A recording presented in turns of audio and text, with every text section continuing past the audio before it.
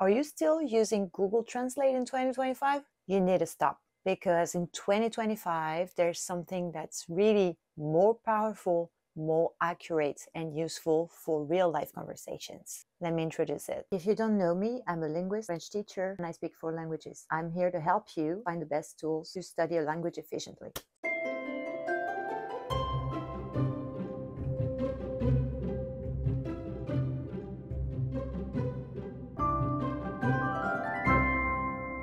So why is it that translators cannot cut it anymore? Well, the problem with basic translators is that, first of all, they don't understand context. They are doing that word by word translation without any possibility to add context or explanation. So it's just going to basically translate in a neutral way. Number two, they cannot adapt tone or register. So they're basically going to give you a textbook translation, even when you need something casual or natural. On top of it, there's no possibility of interaction or feedback. So if you want further explanation about a phrase they've given you, or if you want to ask some more questions, or if there's something you didn't understand, you cannot ask, oh, why do we say this and not that, right? With Google Translate, for now, it's impossible. Also, they can lead to misunderstandings. Why? Have you ever had a conversation that went completely wrong due to bad translations? Let's say, for instance, you received a message from someone and you want to translate it, and the translation you're given is not actually what they meant. The translating app doesn't actually make a difference between jokes, idioms, or second degree, if I can say so. Also, a real life example from my personal experience. Back when I started studying Korean, I was using Papago, or sometimes at the very beginning Google Translate. And the problem is that the Korean to French and French to Korean translation was so bad that I had to first translate into English. So think in English to then translate into Korean.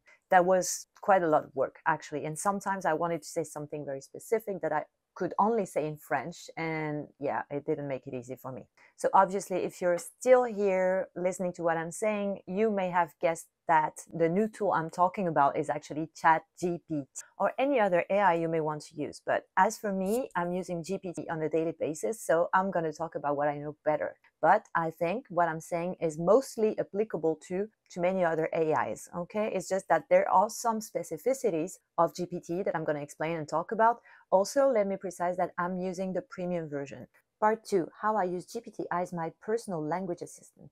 Let me tell you, most of you may know that I don't live in France for now. I'm in South Korea. I've been here for a while. And of course, my Korean is not perfect yet. So I have to sometimes use ChatGPT in daily conversations. So what I do is usually when I wake up, I open a new conversation. And for that, I have a folder, because now maybe there's the possibility of having folders in ChatGPT. So I have a specific folder dedicated to Korean. So you can give custom instructions. So I have given instructions like, this is the space for my Korean study. So please, when I ask you to translate from Korean to French and French to Korean. Don't add any comments so that I can copy paste easily and that kind of stuff. So you can give these custom instructions only once when you create the folder, and it's going to be applied to every conversation you have with ChatGPT. Then in the morning, I open a new conversation and I start doing my thing, like translate. Is my sentence natural? Blah, blah, blah, blah, blah, blah. And at the end of the day, I say, okay, GPT, now can you please create a table with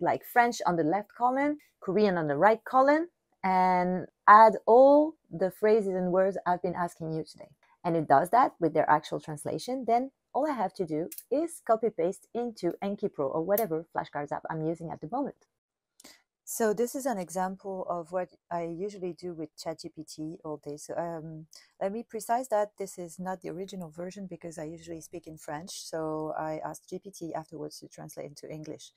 As you can see, I've been asking several questions because I was studying a video that I've seen on Instagram, I think.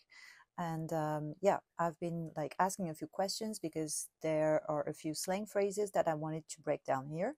So comparing to a classic translator, you can see here I can go much more in depth and ask many questions, and ask for several situations and contexts in which these phrases are used. Also, so you can see not only do I ask for translation, but I can ask for example sentences, and also yeah, I've been asking here for different contexts and situations. Also, it made me doubt the concept of deserve something in Korean. So I've been asking like to give me a broader perspective and a few more classical phrases for saying to deserve in Korean, which I didn't remember exactly because it's a bit specific. And yeah, so I've been going through the video and every time asking, oh, what is this? What is that?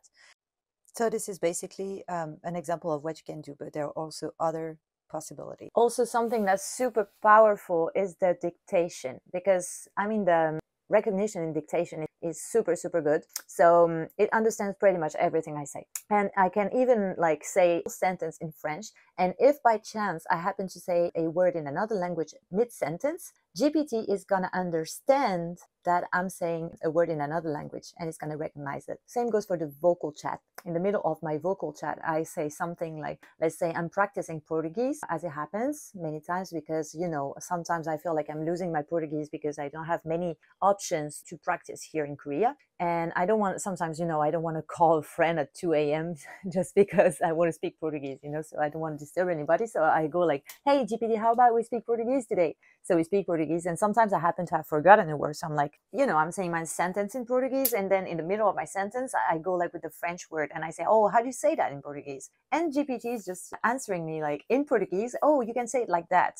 So another thing I use GPT pretty frequently for is like when I have to go to the doctor, for instance, or let's say to do manicure or whatever. I have an appointment and I'm not totally sure I know all the vocabulary and all the things they might ask me or the things I might have to ask. So usually I ask GPT ahead, like, oh, I have this appointment at the doctor and I have this and this and this problem, these things I want to talk about. Can you tell me how to say that in the first place? And also, can you give me a few questions the doctor might ask me in order for me to make sure I'm going to understand and I can answer them accordingly? So GPT is going to give me a script with some random questions that the person in front might be asking me, and so I can rehearse ahead. That's very useful, let me tell you. I've been using this several times. Something else, but it's a crucial one. Interactive corrections. Yes. Can the translator do that? I'm not sure. So let's say, because I want to make a smart use of Chat GPT most of the time, I don't want GPT to replace my brain, basically, because I want to learn the language. So what I'm doing is, for instance, I'm going to try and write the sentence myself first, you know, when I want to, I don't know, answer a message or say something. I'm going to try myself. And then I'm going to ask you, is my sentence correct? First of all, does it sound natural? Second question. And what would you add or what would you change in my sentence? And so GPT can explain if I made any mistake. It can explain, oh, you misspelled here. Oh, this sounds more natural. This is a bit awkward. And here there's a grammar mistake. Oh, what grammar mistake? This is the grammar mistake you made. And that's because this works like that. So that's also having me review my grammar, you know? Part 3, features that change everything. So first of all, we have live chat and voice interaction. Of course, if you want to practice, as I say all the time, you want to practice with humans in the first place. But let me give you some examples of useful things you can do with the voice chat. For instance, let's say I tell a story. Sometimes when I'm bored, I just talk to GPT. You know, I'm like, oh, can you tell me about this? Oh, what about that? Blah, blah, blah. And today I did this and that and whatever. I can have like totally casual conversations when I'm, you know, I've been by myself quite a long time because I work from home. So yeah, that can happen. Okay, don't judge me. But so sometimes I have these conversations in French with GPT, telling them about my, I don't know, my daily life or whatever it is. And at some point at the end of a conversation, I'm like, oh, GPT, would you try like repeat all the things we've been saying in Korean? And then GPT starts repeating the whole conversation in Korean. And so that I can like catch up the words that I may have missed if I had tried in Korean and stuff like that. So yeah, I think that's very cool because it's not like a pre-made dialogue from a textbook. It's something that is actually from my life, from my experience. So it feels real to me and it makes sense. So listening to it is actually useful to me, like directly, which is something that helps me learn better. I don't know for you guys, but usually it does. Also, we have these 2 exceptional features: screenshot reading and screen sharing function. This is the latest one that just came out. I was amazed at how efficient and accurate it is. Once I had an issue with a Korean website, I had to contact the support to ask them a question about the website. I don't know, I couldn't like create an account or whatever it was. I don't remember exactly what was going on, but when I was going through the website to find how and where I should write, I couldn't find it. So I couldn't understand most things. So I've been saying at the time it wasn't like screen sharing, but it was screenshots. But it would have been even faster now with the screen sharing function, because you can totally like voice chat with GPT, share your screen, and it's gonna guide you through. That's crazy. No, that's crazy. That's too much. And so I'm like, what should I click? So I explained my problem to GPT, like, oh, I have this and this and this issue. So what should I do? Where should I go? Okay. And what should I click? So GPT, seeing your problem, I think you should click this and that. Okay. I went through, I followed its recommendations, and I ended up like having to send a message to the customer service. And then I said to GPT, okay, now you know the whole problem, so you know what to write. So it wrote everything. I didn't have to say anything. Copy, paste, go. And there we go. Part 4. How to get the most out of GPT translation. So how can you efficiently use GPT for translation? Let me give you a few prompts, a few you can ask it, okay? So we have number 1, simply, can you translate this sentence into language, right? Number 2, is my sentence natural? How would a native speaker say it? Number 3, how can I say this in a more casual or formal way? Number 4, what's the best way to say that in a friendly Instagram post, for instance? Can be any other social media. Number 5, how can I say that to comfort a friend? Number 6, can you correct this email for my landlord? I want to sound polite but firm, and he's older than me. As you may know, in Korea is very important. Number 7, what's the most common way people say this word in everyday life? Number 8, I didn't fully understand what the person meant when they said that to me. Can you, like according to the context, make suppositions about what they could actually mean? Number 10, if I say that to someone, is there a chance that they might misinterpret it? How can I make it clearer? Number 11, can you give me several ways of saying this same thing according to the level of formality? Number 12, can you help me practice and correct me if I make a mistake? So these are a few examples, but the thing is that you can keep refining, asking like further questions, asking to explain, to rephrase. I mean, there's a lot of possibilities that usual translators don't have yet.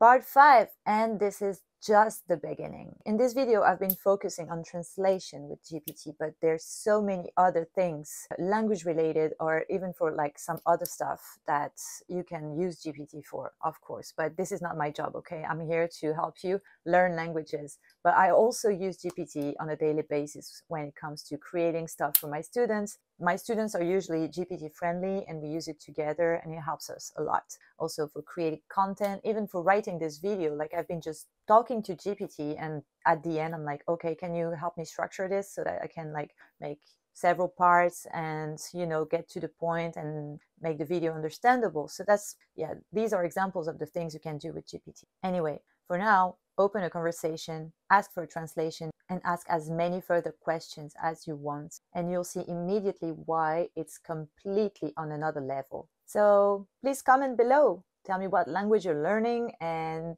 are you using GPT for translation? Are you using something else? Maybe I've been missing out. So yeah, please let me know in the comment section. And of course, don't forget to like and subscribe for more AI and language learning tips. See you!